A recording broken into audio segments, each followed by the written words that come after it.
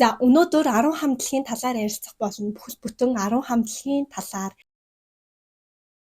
За сайн уу, K-pop Jaruka-гийн YouTube сувагт тавтай морил ойрд нэлийн завгүй байсан учраас бас бичлэгүүдээ хийж амжсангүй. За яг юу ярих гэж байгаа вэ гэхээр би анхнаасаа нөгөө нэг ингэж гарч иржсэн одоо 4-р сарын октябрь хамтлагийн нэр хүндийн үзүүлэлт, 5-р сарын октябрь хамтлагийн нэр хүндийн үзүүлэлт гээд тиймэрхүү үзүүлэлтүүдийг анх ярьж өнөөдөр ингээ YouTuber болсон байгаа. За тэгээд яг тэрийгээ үргэлжлүүлэн гэж бодож байна. Тэгээд өнөөдөр 25 оны 4-р сарын октябрь хамтлагийн нэр хүндийн үзүүлэлтийг болон 4-р сарын хүүдийн хамтлагийн нэр хүндийн үзүүлэлтүүдийн топ 5 дугаар байрыг танилцуулна. Тэгээд топ 5 байранд яагаад орсон, ер нь яагаад ойрд ер нь юу болоод байгаа тэр талаар нь бас ярилцсан. За ингээд ийм хоёр сэдв. Тэгээ 3 дахь сэдв нь юу вэ гэхээр K-pop одоо Солонгост хамгийн их ирчийг авч байгаа K-pop дууны чартын топ 3 дууг би танилцуулна. Тэгээд ер нь топ 10-д нь ямар дуу ингээ хэлбэлцээд байгаа вэ гэдэг талаар бас ярилцах болно. За ингээд бичлэгийг эхлэхээс өмнө лайк дараарай, subscribe дараарай. Октябрь хамтлагийн нэр хүндийн үзүүлэлтээс эхлэе. Энэ 4-р сард 5 дугаар байраас эхлээд явчихна. За тэгээд энэ 5 байрыг танилцуулсны дараа би топ 30 хамтлагийг гэрхтээ эмхтэй тус бүр дээр нь ингээд зургийг оруулаад тавьчин. Та хэд маань зогсоож байгаад миний дуртай хамтлаг тэдгээр байранд орсон байна оо, миний сонсдог хамтлаг маань тэдгээр байранд орсон байна гэж ярилцах болно. За юун төрөнд нөгөө нэг одоо бүхэл пэйжүүд ингээд нэр хүндийн үзүүлэлтийн талаар ингээд мэдээлэл оруулдаг гэсэн тийм дэлгэрэнгүй гоё мэдээлэл оруулдаг. За тэрийг хаанаас ингэж сар алга ингэж гаргаж ирдэг вэ гэхээр өмнө Солонгосын бизнесийн хүрээлэнгийн судалгааны төвөөс ингээд сар бүр ингээд хамтлаг болгоныг судалж гаргадаг байгаа. Тухайн хамтлагийн фэнүүдийн оролцоо интернетэд хэрэг байна вэ? За хоёр дахь нь хэвлэл мэдээллийн хамрах хүрээ буюу одоо хэвлэл мэдээлэл тэр хамтлагийн талаар хэрэг ярьж байна вэ? За 3 дахь нь олон нийт тэр хамтлагийг хэр их мэдэх вэ? Одоо зүгээр ингээ явж байхад л тэр хамтлагийн талаар ингээ хайлт хэр их байх вэ гэдэг дээр нь бас ингэж хяналт хийн. Тэгээд интернетийн орчин буюу интернет дээр хэр их эерэг мэдээллүүд байна вэ гэдгээс шалтгаалж энэ дүнгууд гардаг байгаа. Энэ дээр маш гоё тод жишээ өгье. Одоо өнгөрсөн сард гэхэд би та нарт нөө хэлжсэн K-pop Live хамтлагийн тийм соёлын мэдлэггүй байдлаасаа болоод нэлээд шүүмжил авсан учраас K-pop Live маш их хайлтын дээгүүр орсон ч гэсэн яг үнэнгээ хэлэхэд энэ 4-р сарын топ 30 хамтлагт бол ороогүй байлээ.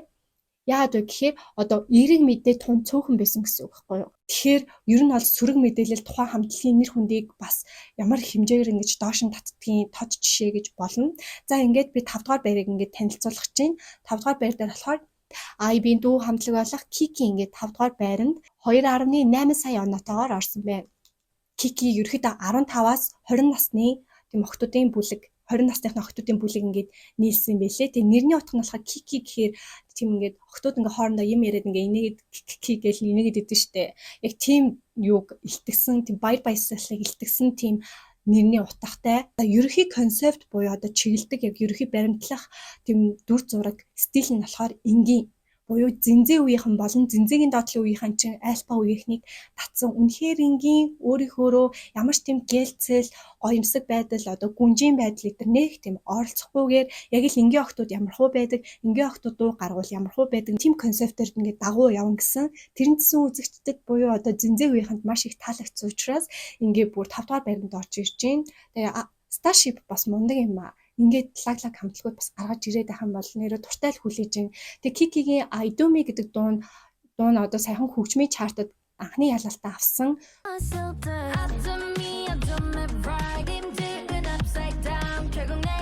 Дөнгөж гараад ингээ удаагүй ижиж бас анхны ялалтаа авч ийн гэдэг чинь бас нэлээд том хамтлаг болох эхлэн тавигдчихна гэж би бол харж байна. За 4-р байранд Les Seraphim 2.9 сая оноотойгоор орсон байна. Easy Crazy Hot гэсэн анхны аялын тоглолтоо эхлүүлээд ингээд явж байгаа. Тэгээ гişүүд нь аялын тоглолтоо хийгээд одоо би тэгээ фэнүүдтэйгээ ярилцдаг тэр үе дээр маш сэтгэл хөдлөл өндөр байдалтай ярьж байгаа. Тэрнээс үнэхээр ингээд өөртөөхөө дотор ингээд юу мэдэрч ирсэн, эдгээр жилүүдэд юу туулсан, ямар зүйл хэцүү байсан талаар үнэхээр сэтгэл ингээд хөөрөлтэй ярьж байгаа. Надад бол таалагдсан гэсэн. Зарим хүмүүс жоохон таалагдахгүй байсан. Хийсэн юм хийгээ явж байгаа хамтлаг гэж боддог. Ялангуяа би өнгөрсөн жилээс илүү амар дуртай болсон. Өнгөрсөн жилийн яг 3 сард заяа. Easy гэдэг дуугаараа comeback хийгээд Smart гэдэг тийм туслах дуутай ингээ явсан маш олон туслах дуунууд явжсэн. Би энэ хоёр дууг сонссныхоо дараа буюу энэ дууг сонссныхоо дараах тэр мэдрэмжээс бол хизээч салж чаддгүй. Үнэхээр гоё мэдрэмж өгсөн.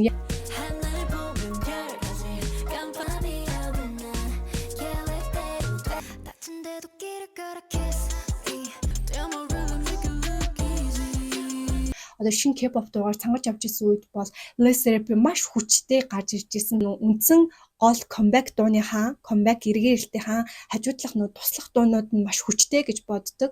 За энэ Crazy-гийн дараачих дуу 1800 Hot Run гэдэг тийм дуу идэв штэ.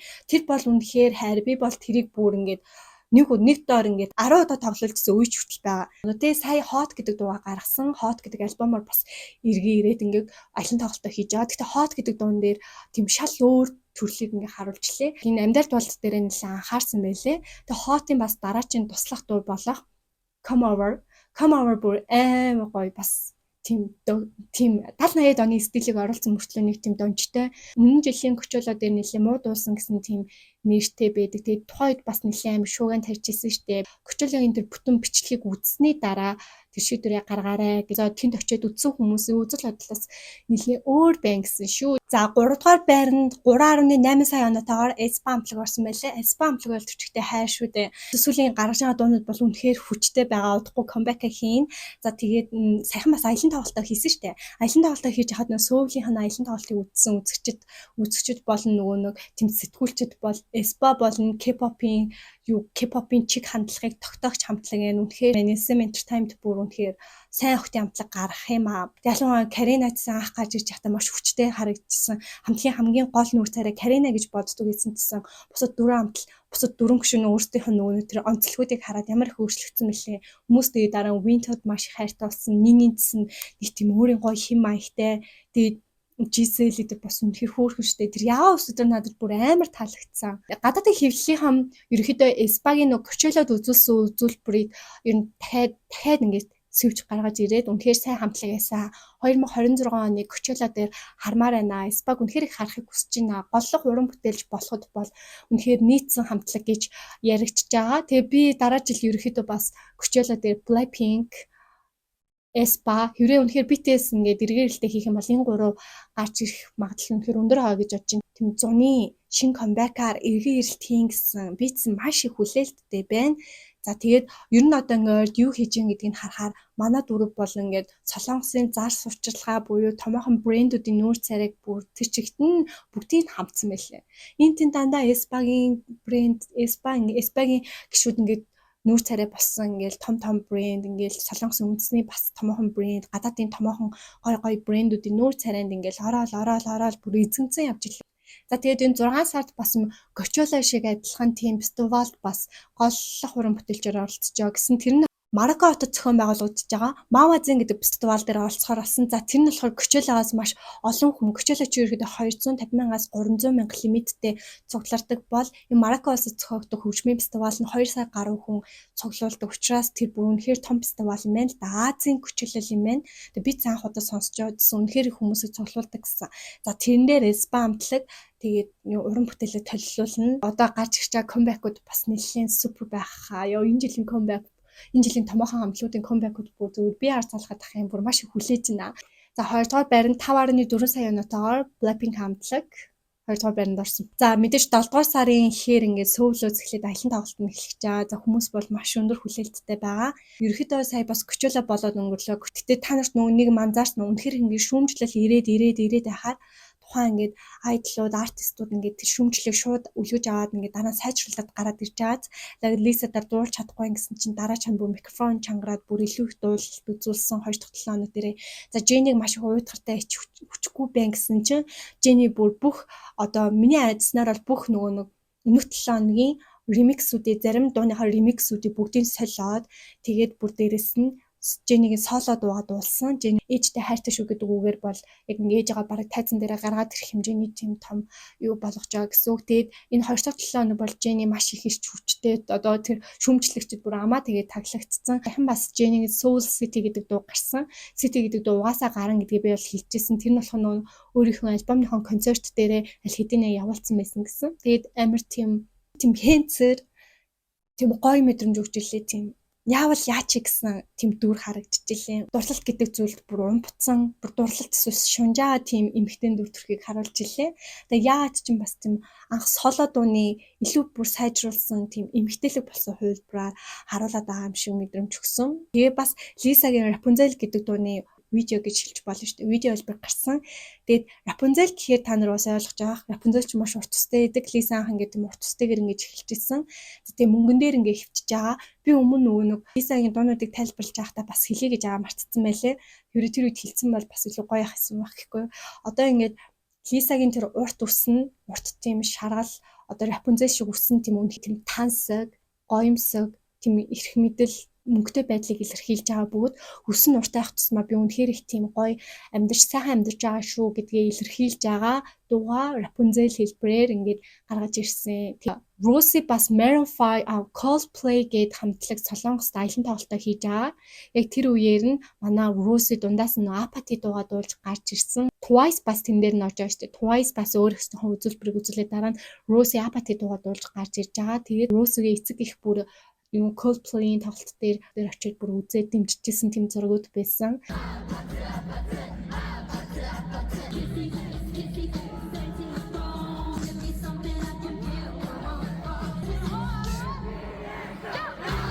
Хичээлээ дээр яа Jisoo очиагүй юм бэ? Jisoo хаана юм бэ гэж яриадсан. Очиагүй ч гэсэн одоо сошиалаар бол ингээд комент очиж бол үзүүлбэрүүд ингээд дэмжсэн. Тэгээ Jisoo яад очиагүй гэхээр нэгт юу ба киноны зураг авалтаа хийж байгаа. Мөн Blackpink-ийн эргэн ирэлт рүү гайл хэдийн орцсон гэсэн мэдээлэл явуулж байгаа юм байлээ. Тусдаа өөртөөхөө comeback хэсгүүдийг аваад дуулаад тэгээд яг нэгдэх зүйл дээрээ нэгдээд тэгээд удахгүй ингээд бичлэгээ хийгээд ингээд цацах юм шиг гэлээ. Тэгэхээр саяны Coachella-гийн өдрүүдэд бол Jisoo өөрийнхөө Blackpink-ийн comeback-тэй бэлдээд Солонгостой бол завгүй байсан гэсэн. За Rosie бас нойрын 2 сар бас нэлийн чимээгүй байсан шүү дээ. Тэр үед бас нэлийн Rosie хамгийн түрүүлж comeback-ийн үйл ажиллагаанд орсон байх гэсэн тийм таамаг бол гарч байгаа таамаг шүү.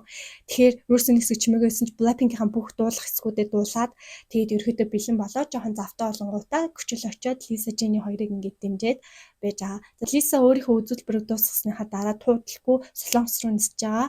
Тийм Instagram-а хийжсэн. Тэгэхээр одоо шууд Lisa дараажих нь comeback руугаа орж байгаа буюу Blackpink-ийн comeback руу орж байгаа дараагийн гишүүн бол Lisa гэсэн тийм таамаг үүсэж байгаа. Тэр ингээм хөөрхөн ингээд бибинийхээ завыг тааруулаад уулзчаад одоо Jenny Coachella-гаа дуусгасан одоо удахгүй тэгээд бас Солонгос руу очиод ингээд энэ дөрвөлэн нийжж байгаа. Бас нэлийн нууцлалтай хэлээ. Гэтэ нууцлалтай байсан дээр гэж бодож ин ямар нэгэн жижиг сажиг юм бас хулгайн дуу алдагдах гэдэг зүйлдээ би бас үнэхээр айж байна. Тэгээ өнөөдөр Jisoo бас Instagram дээрээ пост хийсэн баа. Тэр нь болохоор нэлийн хийн толж магадгүй тийм зураг хийсэн. Би өмнө хэлсэн Blackpink ерөнхийдөө байгальтай холбоотой дуугаар эргэн ирэх магадлал нэлээд өндөр байгаа гэсэн чинь яг жимс тавьсан байсан лирэл юу байлаа. Тэрийг толгоон дээр Jisoo тавьсан байсан. Тэгээд тийм торт тавьсан байсан. Одоо Lisa-гийн хамгийн дуртай шар өнгөтэй тийм билүү тэр Rosie Jenny-ийг ингэ зориулсан торт. Тэр нэг юм болох гээд байна. Ер нь хийн төгөөд байна. Шипи өгөөд байна гэсэн үг дээ. Тэгээд удахгүй бас 5 гаргахаа. Нэгдүгээр барин 5.7 сая оноотойгоор IVE хамтлаг орсон байна. IVE хамтлагт баяр хүргэе. За өмнөх сард ч гэсэн нэгдүгээр баринд орсон. Сүүлд гаргасан альбом Rebel Heart гэдэг дунд бүр үнэхээр чартуудыг бол ингээд эзэнээд ерөөхдөө олон сар ингэж тогтоон барьж байгаа маш тийм хүчтэй ба бас альбом маш сайн зарагдж байгаа юм билээ. Солонгос аялан тоглолтоо дуусгаад одоо олон улсын фэн уулзалтаа хийгээ явж байгаа. Маш олон улсууд дээр ингээд явж байгаа. Солонгос бол үнэхээр ам сайтай 92% тийм эерэг үзүүлэлттэй сошиал дээр яригдчихсэн 8% антифэнүүд гэхгүй. Сая нэг viral болсон нэг мэдээ агаад Wonyoны ажлын цагийн хуваар нэлээд ачаалттай байдгийг бид ерөөхдөө мэднэ. Гэхдээ энэ жил дахиад саяны өнгөрсөн 7 хоногт бас Wonyoны энэ ачаалттай цагийн хуваар дахиад ингээд viral болж байгаа. Бүр үнэхээр хүмүүсийг ингээд гайхшруулж байгаа. Oh my god. Бидсэн хараад бас Америк гайхсан. Тэгээд та бүхэн яг энэ Wonyoны цагийн хуваарыг харъя. Өнгөрсөн 7 хоногийн нэгдүгээр өдөр за ингээд Японд фэн уулзалтаа хийсэн IVE хамтлаг. За фэн уулзалт дуусныхаа дараа шууд Wonyo онгоцны буудлын руу явж байгаа байхгүй юу? Японы онгоцны буудлын руу явангуудаа дараа нь Инчоны буудлын дээр буюу Солонгост ингээд ирж байгаа. Нэгдэх ингээ 2 дахь. За ингээ 3 дахь өдөр Innisfree гэдэг тийм брендийн ивент үйл ажиллагаан дээр Солонгост үйл ажиллагаан дээр ингээд очиж байгаа. Тэгээд нэг тийм зургууд хийсэн байсан шүү дээ. За тэр зургуудаа хийснийхаа дараа 4 дахь өдөр нь маргааш нь дахиад онгоцны буудлын дээр явж байгаа. Тэгээд хаашаа явж гэнэ гэсэн чинь Тайван улсын Тайпей гэдэг фэн уулзалт руу очиж байгаа. 4 дахь өдөр нь. За тэгээд IVE тэтгэгтэй фэн уулзалтаа хийснийхаа дараа маргааш нь дахиад онгоцны буудлын дээр бүх гишүүдэрээ ингээ явж байгаа. Хагасаа өдөр яасан бэ гэсэн чинь Вьетнамын онгоцны буудлын дээр бас Wonyo явж исэн.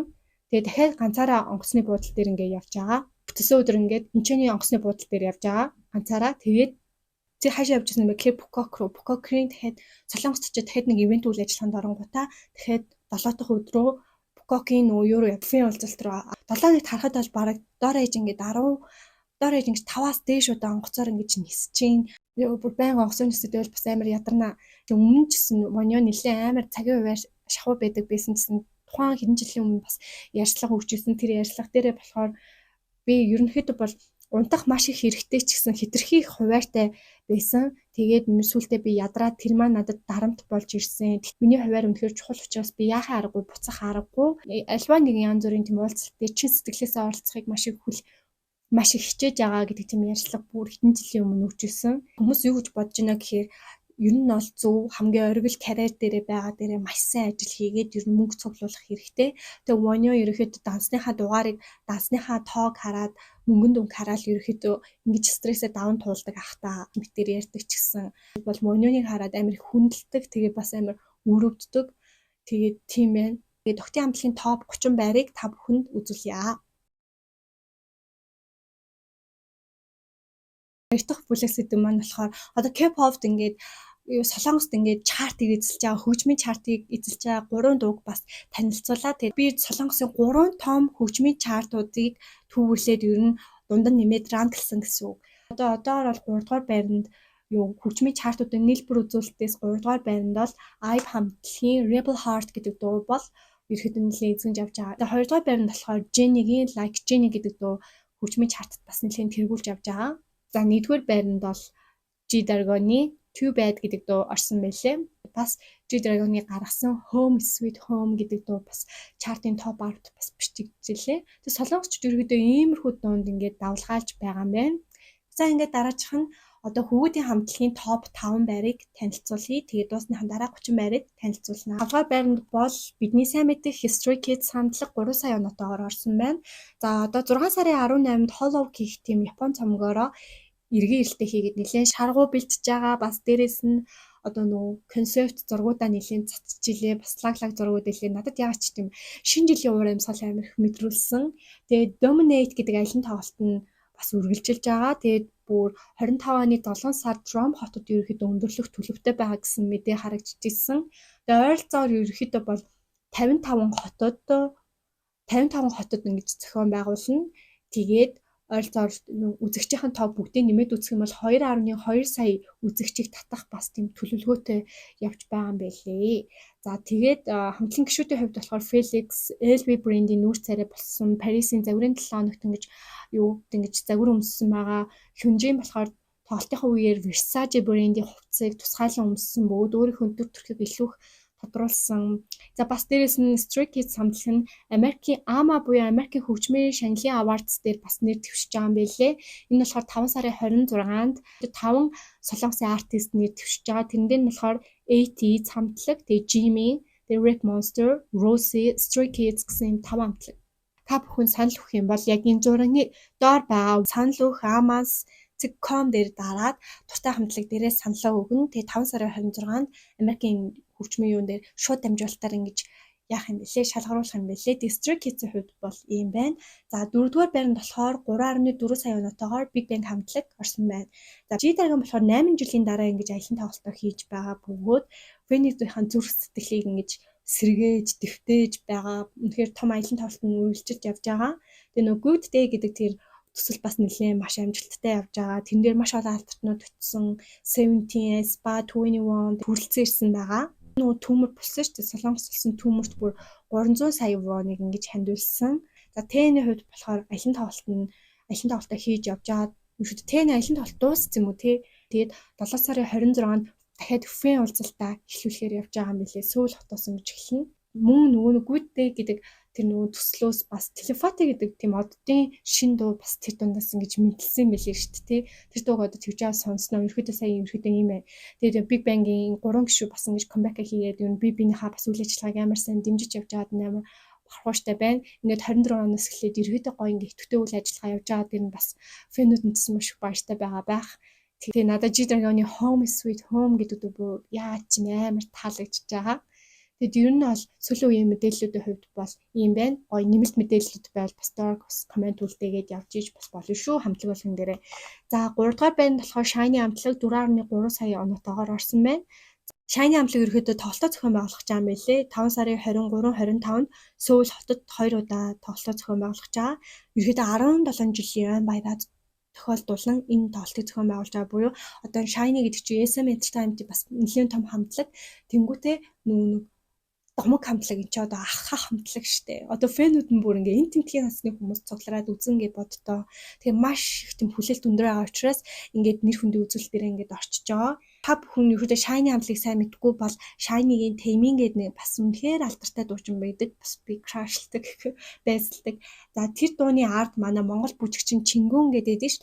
Чингүн бүжигчин бүр тэр дууны тэр хүний соло дууных нь арт бүр бүжиглэжсэн тийм туршлагатай тийм арын бүжигчин хийжсэн та бүхэд санаж байгаа. Хамтлагийн гишүүн Кейн 2023 онд Монгол улсад ирж исэн. Монгол улсад нөө би ганцаараа амьдардаг гэх телевизэн нэвтрүүлэгт байдаг. Тэр телевизэн нэвтрүүлэгт ингээ оролцож байхдаа Монгол руу ингэж яваад за энэ дээр Монголын соёл ахуй амьдралтай танилцж Монгол гэрт хонож бас ингээ говийн аялал хийсэн тийм зүйл байдаг. Ер нь өнгөрсөн саруудад чсэн Shiny нэлээ дээгүүр гарч эхэлж байгаа. Ингээ тийм эзэлж гарч ирж байгаа. Тийм нэлээ хүчтэй фэндом байгаа гэсэн үг. Та хэд мандсан мэдэхгүй бол гоё сонирхоод үзээрэй. Би бас Down Down гэдэг дуун дээр амар дуртай. За дараачих нь болохоор 70 хамтлаг 6.2 сая оноотойгоор орсон байна. За 70 хамтлагийн удахгүй 10 жилийн баяр тохиож байгаа. 5 сарын 26-нд шинэ цомгоо иргэн ирэлт хийн гэсэн. Right Here гэдэг аялын тоглолтоо хийгээ явж байгаа бөгөөд ойролцоогоор 30 гаруй хотод тоглолтоо хийсэн бөгөөд сая 37 мянган үзэгчийг ингээд цуглуулад явж байгаа юм билээ. Тэгээд аялын тоглолтынхаас баримтат кинонд бас гарцсан байгаа юм байна. Хоши Вүжи хоёрын хамтарсан тийм дуу гарч байгаа юм билээ. Бас тэрийг харсан. Тэгээд тэр дуун дээр та нар бас ямар хуу бас юутай байна.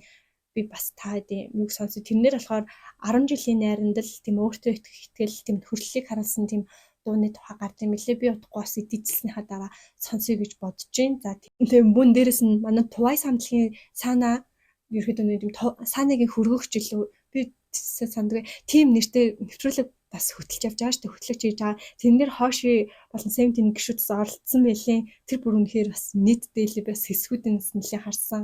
Бас тэрийг ер нь бол үзье гэж бодож байгаа. Тэрнэр бол үнэхээр бас фан хийлээ. Тэр бичлэгийг үзсэн хүмүүс байна уу? За ингээд нэгдүгээр байранд ямар хамтлаг орсон бэ? За та бүхэн бараг гадарч байгаа байх. Гэтэ хоёр хамтлаг бодож иж магадгүй. Энэ Hypen эсвэл BTS гэж бодож иж магадгүй. За нэгдүгээр байранд 7.6 сая оноотойгоор BTS хамтлаг орсон байна. За BTS-ийн фэнүүд бол маш их хүлээж аваад тэдний эргэрэлтийг армичууд маш их хүлээж аваад утгагүй эргэрэлтээ хийн гэсэн маш их санаж байгаа. Утгагүй бид иргэн нэгдэн гэсэн тийм постууд мэдээлэлүүд маш их гарч байгаа. Тэм учраас бас армичууд үнэхээр хүчтэй байна. 7.6 сая оноо шүү дээ. Зарим гишүүдийн цэвэр албаны дуусах хугацаа ойртож байгаа. Утгагүй камбэк хийх төлөвтэй байна. Тэгэд ерөөхдөө урлагийн хүн тэгээд цэрэгт ингээд удаан байхаар бас өөртөө ч гэсэн уран бүтээллээр маш их цангадаг байх гэж бодож байна. Тэг маш их лалаг дуунуудаар эргэрэлт хийн гэж бодож байна. 2025 онд BTS ерөөхдөө томоохон хэмжээний дуу гаргаагүй ч гэсэн одоо 2025 оны хувьд бол Spotify stream дээр 1 тэрбум 280 сая гаруй тийм үзэлттэй стрим хийгдсэн байлээ. Ойн төмөрийн тэр амар хэцүү үед Жим бас сайн дурын ажилтаа хийсэн байлээ. Тэгээд хүмүүс бол энэ дээр бол маш их тийм сайшаалтай байгаа. Тэгээд ерөөхдөө бол нөгөө нэг настай хүмүүс чинь нэг харангуйтай юу ч хэлчихсэн мэ гэхээр надад ерөөсөө тийм олонний алдартай танил хүн шиг ерөөсөө санагдаагүй. Илдэг даруухан сайхан сэтгэлтэй залуу шиг харагдсан.